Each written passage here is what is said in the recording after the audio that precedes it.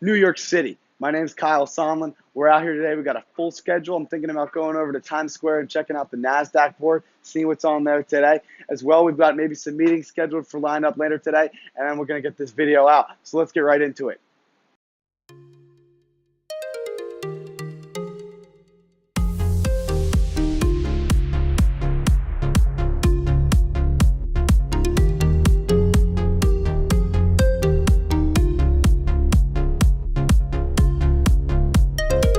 Today we're going to go check out the NASDAQ board. The NASDAQ is actually the second largest exchange for stocks in America. And so it's only second to the New York Stock Exchange, which I'm sure you've heard of before. And so they all are American stock exchanges, but the NASDAQ is traditionally known as being the exchange for tech stocks and for futuristic companies that are making innovative moves. And so they actually have a board in Times Square that's a really large, LED screen that essentially they put on promotional things, they put on advertising, and it's often just kind of a representation of what's going on in NASDAQ. And so they've got their main office there in Times Square, and so it's a really cool promotional piece. We're gonna go check out the NASDAQ board because they often have great promotion for innovative products, as well as they host companies. My company was actually here in New York City. I'm the chief operations officer for Fry Egg, and so for Fry Egg, we actually were pitching at NASDAQ maybe a month and a half ago. And when we were there, they put our company logo, our faces on this big board in the middle of Times Square. And it was a great promotional, it was great marketing. But really why we're here is because it's New York, it's blockchain week this week. And so blockchain week there was consensus, there's also a multitude of other events this week that people are really excited about this new technology. And so there's always kind of been this divide between stocks and the blockchain companies, because blockchain companies are raising their funding through ICOs, initial coin offerings. And so this is actually kind of getting around the traditional methods of raising funding through an IPO, which is when a company goes public on the stock exchange. So there's always been this kind of divide between companies that go public and the exchanges that host them, as well as the regulators like the SEC, and these companies that are raising funding in this new method. So the NASDAQ put a phrase on their board that said blockchain transactions make things faster and quicker, or something, or cheaper, or something along those lines. This is actually really monumental because it states that the NASDAQ is starting to think about blockchain transactions and blockchain businesses, which is something that we hadn't traditionally heard of before. They usually were very stark differences between IPO companies and ICO companies. And there have been some rumors that the NASDAQ is thinking about potentially building an exchange for which these companies that do token offerings can be traded publicly in America. Which would be huge for the space and really exciting. So we're going to go check it out today and see what we can find. There's going to be plenty of opportunities to discuss the differences between utility tokens and security tokens. This has been a really big debate in the blockchain industry right now, because originally with utility tokens, that was the original method of raising funds. And this was getting around the SEC's regulations on security law. So essentially, the securities laws were put in place by the SEC that said a company can't raise funds from people for shares of its company without going through a strict and specific regulations, as well as a bunch of legal work, and making sure that they were getting the funding from the correct people that were financially capable of making those investments, as well as doing it in a fashion that was fair and with real companies that weren't committing fraud. So essentially, this is what securities law is, and this is what everybody's really afraid of. Last year, when people started doing ICO trading, they were making the argument that they were having a utility token and that it wasn't a security. And essentially what a utility token is, the utility token is like Chuck E. Cheese coins, essentially. So, or any arcade coin or ticket, right? So that doesn't represent the company at all, right? It's just something that's used as a means of tracking something, or tracking performance, or tracking data, and then that can be exchanged for something else. So this is the argument that a lot of companies were making. No, we're not doing a security, we're using a utility. We're selling future revenue, essentially, now. So this flew for a little while, and people were really excited about it, but the SEC had a problem, because companies were doing it, there was blurred lines And there was no definition or regulation for what a utility could be. So before you know it, utility tokens started getting traded on exchanges. So I'm sure you've heard of many utility tokens. Almost every cryptocurrency you're aware of is a utility token. And so, or at least a utility token in terms of their raise, right? So a lot of these companies, it ended up being that these utility tokens were representative or indicative of their company's performance and rose and fell with how the company was doing, which in theory shouldn't happen with with a utility token rather. CCC wasn't happy about where the funds were coming from, as well as feeling like there was a lot of fraud in the market and that utility tokens were conducive to fraud, as well as being representative of a company's performance, which by definition is a security. So essentially, what we've now seen a really develop in and growth in is security tokens. Security tokens originally weren't exciting because there was no exchange. So there was no liquidity for a security token because you need to be a broker dealer and there's a bunch of other licenses that are required to sell securities, just like a stock exchange. And so originally this wasn't even inside the crypto industry because there was no liquidity. And if there's no liquidity, there's no use for investing, right? Why would you put $1 million into a business if you can't get anything out of it? You can't get your returns and you might never even see the returns. So it's not worth it.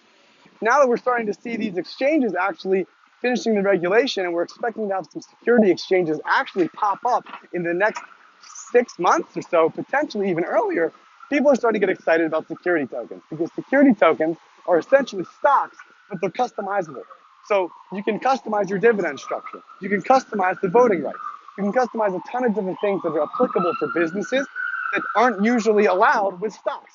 Stocks are a one-size-fits-all option in an industry where companies are very lean, they're very flexible, and they can't have that kind of restriction on what they can and can't do. A lot of times they need this kind of flexibility in order to really reach their full potential, which is why sometimes you see large companies become very corporate, right? Because they have a ton of regulations that they need to follow, and all of a sudden they need to impress their shareholders more than they need to impress their customers. So a security token, it's actually totally different. You can have all kinds of customizability. Again, I'd love to get into all of this stuff more. And so we can talk about what kinds of options security tokens provide, but essentially they allow you to raise funding the way that you want to do it. They allow you to give voting rights based on how you want to do it. And it allows you to raise funding through non-traditional methods. So individuals can invest in businesses and going public. And so if you have a company like Tesla and you really like their cars, you can now participate in their initial raise, which is traditionally not allowed and it isn't possible for the average person. With security tokens, you can now distribute this growth and this wealth across an entire population. So companies have more access to funding, as well as people have more access to investments in business. So it's very exciting.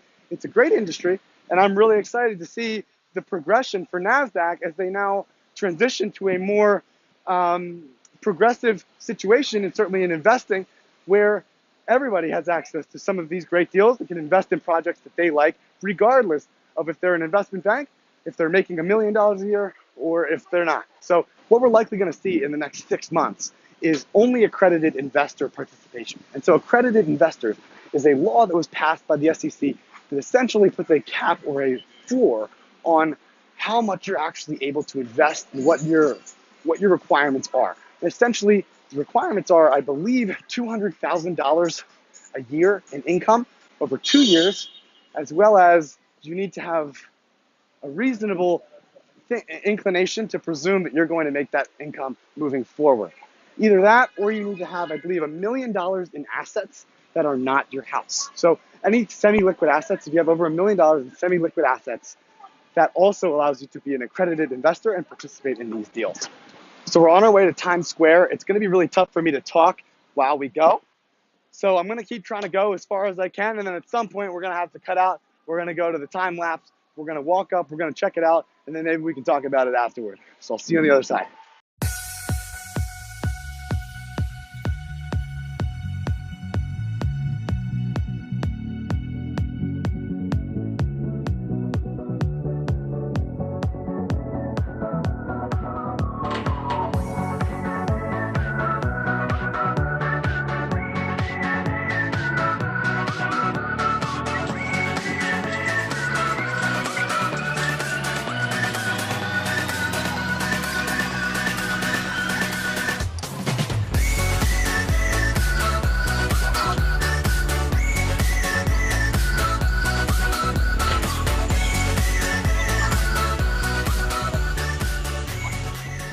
So I don't know if you can hear me or not. We'll see based off of how this volume goes. But essentially, we saw the thing on the sign come up and say blockchain making transactions quicker and cheaper. And so I'm going to stand here and make sure that I get it on this screen the next time that it comes around. But we're going to see if we can get it. That's incredible.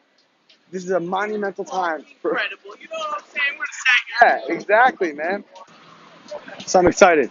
We ended up getting footage of the NASDAQ board saying blockchain makes transactions cheaper and faster. It's incredible. It's really big news for the entire market because we're going to see the NASDAQ is much more friendly towards this technology than we've seen from the SEC in the past.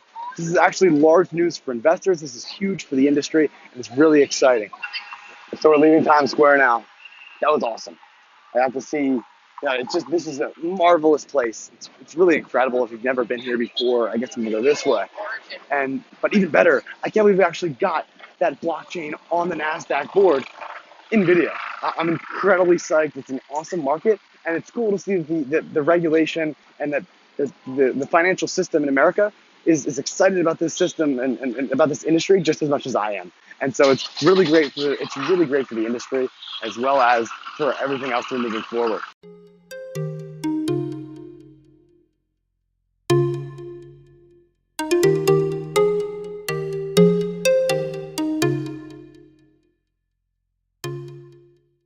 So I'm here at the Social Media Influencers Summit.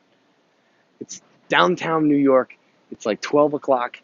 And I just got through with actually moderating a panel of social media influencers in this space, in the blockchain space. And I actually got to talk and meet with a bunch of these people and share with them on a panel and discuss, mass adoption with social media followings.